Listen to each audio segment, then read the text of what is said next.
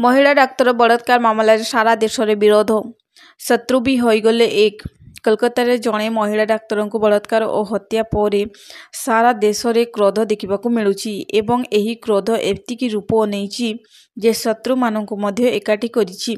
रविवार एपरी किछि दृश्य कोलकाता रे देखा जाइथिबा जहा पूर्वरु केही कल्पना करि नथिले।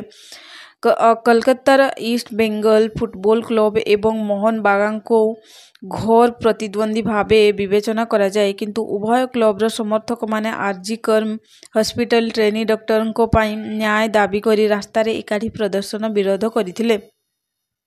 सूचना योग्य कलकत्ता सरकारी आरजी कर मेडिकल कॉलेज एवं हॉस्पिटल रे जड़े महिला डाक्तर को बलात्कार और हत्या करा जायथिला। एही घटना समग्र देश को थराई देइछि एवं एहा विरोध रे व्यापक प्रदर्शन चलीछि। प्रभावशाली डाक्तरी भातृभाव मध्य एही प्रदर्शन रे जड़ित। एही परिप्रेक्षी रे कलकत्ता उपकंठरे थिबा सॉल्ट लेक स्टेडियम रे एकतार स्लोगान दिया जाइथिबा देखा जाइछि। Bureau report.